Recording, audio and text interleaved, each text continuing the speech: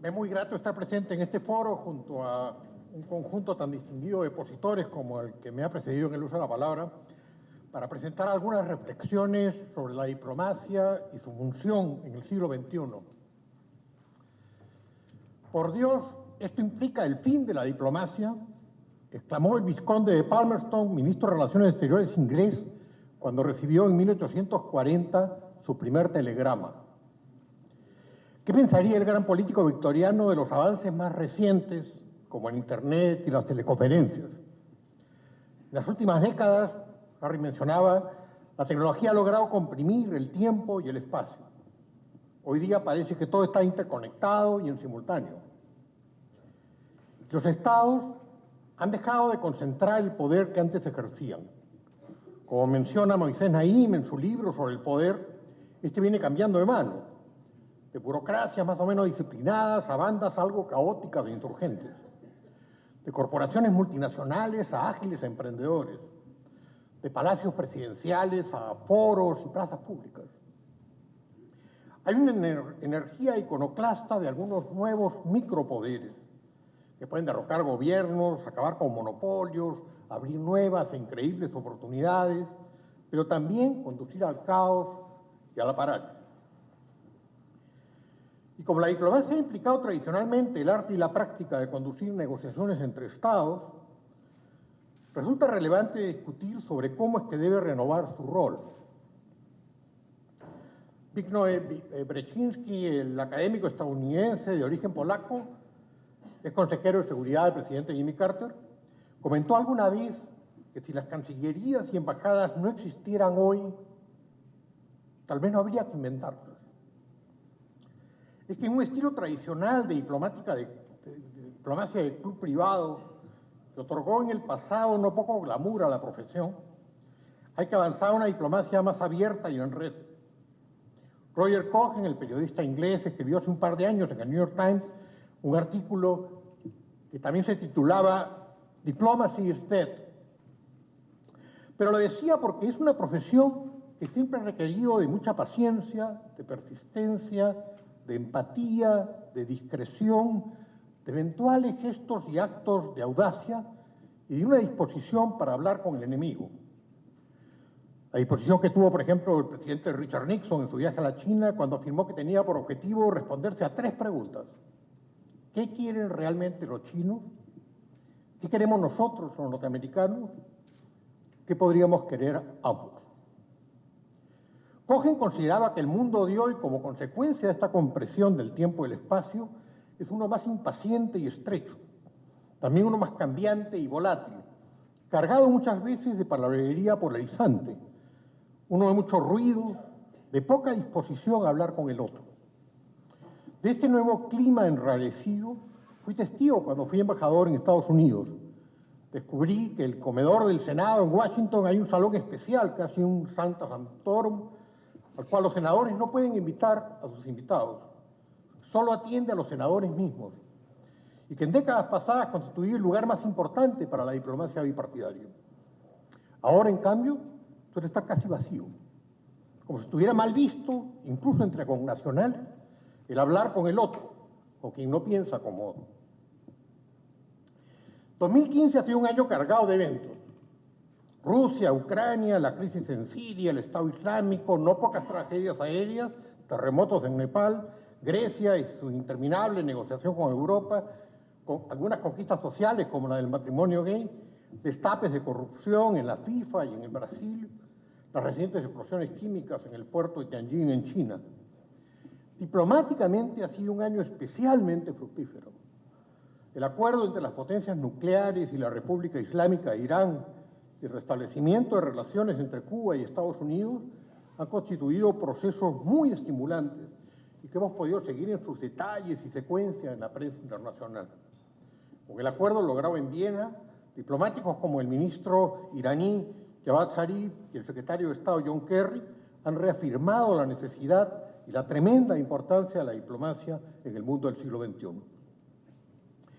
Es evidente que la agenda diplomática se ha ampliado crecientemente. Ya no es solo la búsqueda de la paz, la negociación de límites, también son claves los acuerdos de comercio internacional, otros vinculados con la dinámica de la economía global.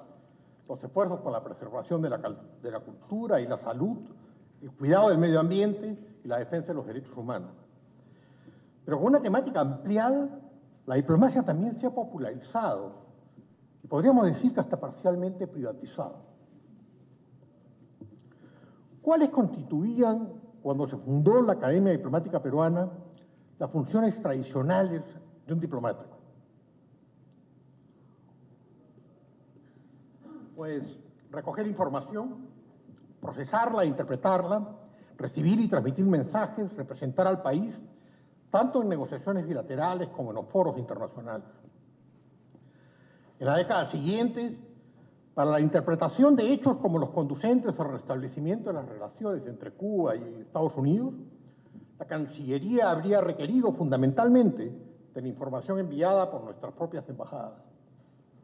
Así y no de otra manera, podría haberse informado, por ejemplo, del viaje de hace 15 meses del cardenal cubano Jaime Ortega a Washington, a una invitación de la Universidad de Georgetown, pero que le servía de excusa para negociaciones más importantes. De las gestiones del senador Patrick Leahy para liberar al contratista Alan Gross, preso en La Habana, de sus esfuerzos también para permitir que la esposa de Gerardo Hernández, el espía cubano condenado a cadena perpetua en Estados Unidos, pudiera quedar embarazada por él, después para lograr que se computara su pena, todo este proceso tan largo de acercamiento entre Cuba y Estados Unidos. Hoy, en cambio, todo resulta más rápido y público. Participan más actores y agentes. Hay boletines especializados a los que uno se puede suscribir, llenos de datos, chismes, interpretaciones. Incluso información que antes era considerada como confidencial puede ser hackeada con relativa facilidad, reproducida en nombre de la transparencia. Los principales agentes de la prensa cuentan hoy día con un poder creciente para determinar tanto la agenda como las prioridades en los temas del escenario político e internacional. Y la creciente velocidad de todo puede dificultar el buen análisis y un diagnóstico más integral y certero de los acontecimientos. 360 años después del Tratado de Westfalia, los gobiernos nacionales ya han dejado de ser el único foco de poder político.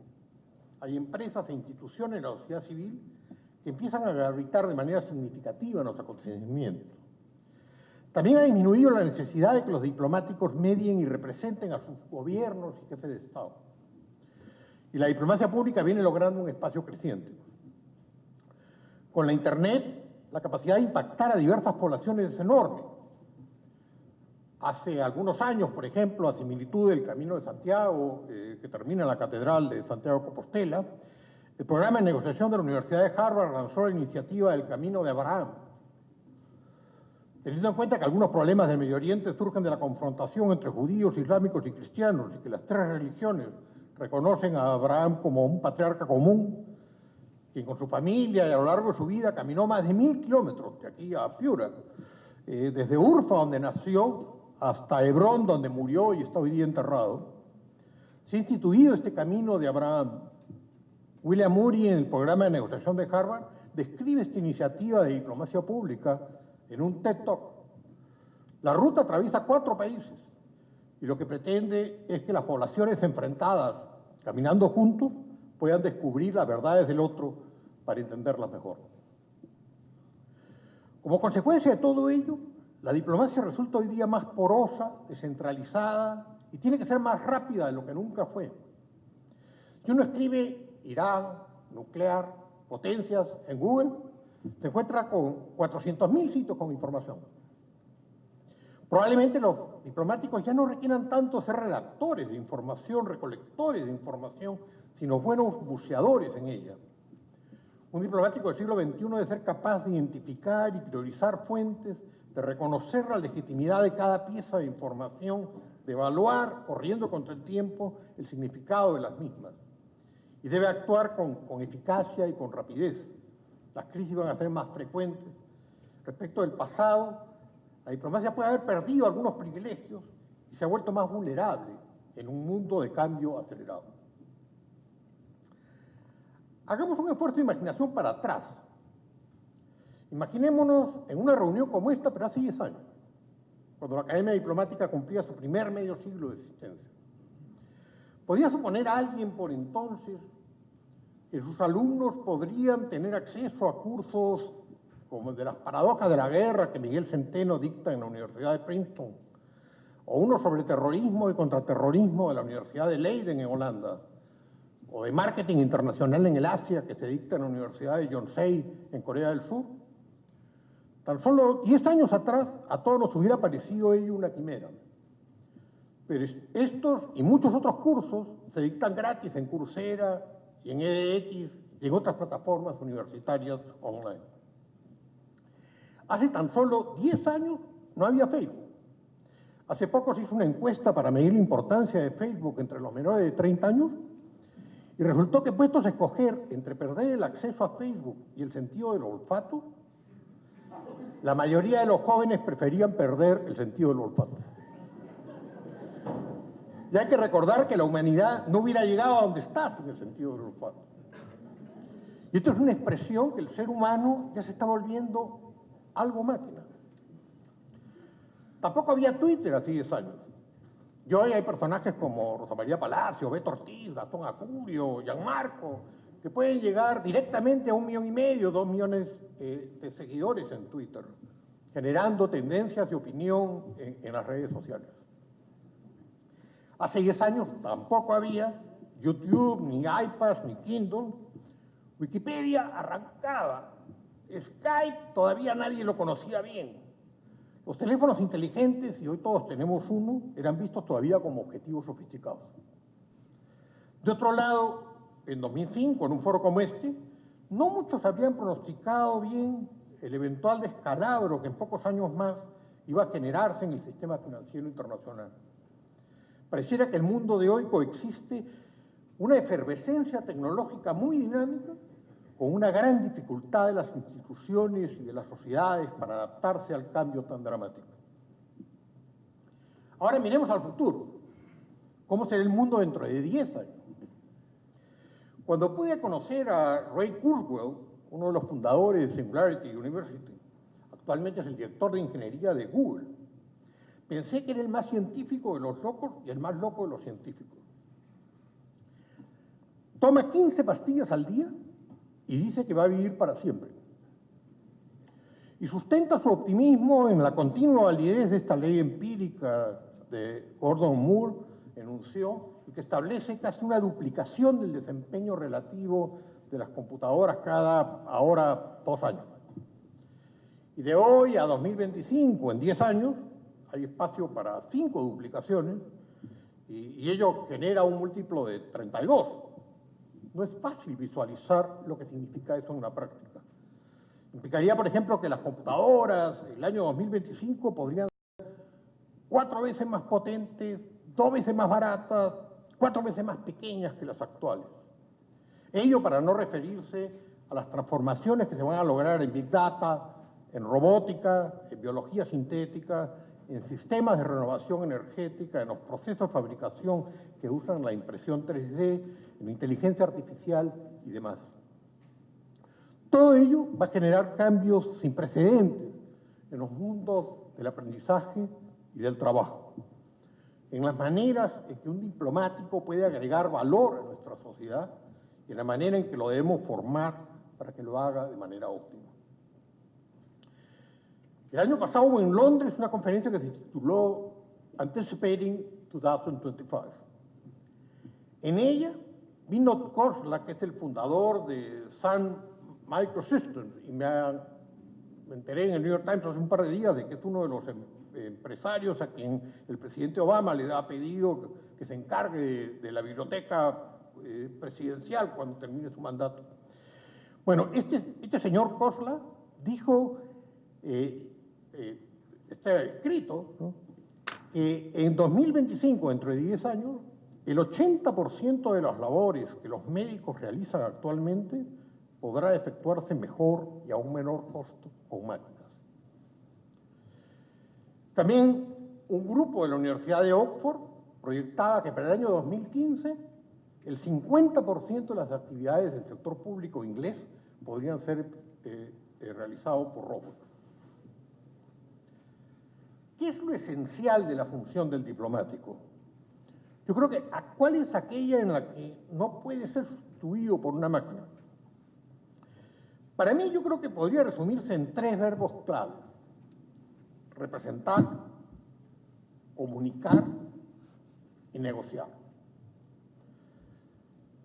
¿Cómo representar, comunicar y negociar mejor en el siglo XXI, defendiendo y promoviendo los intereses del Perú? Esa es la tarea que se tiene por delante. Trabajo va a haber.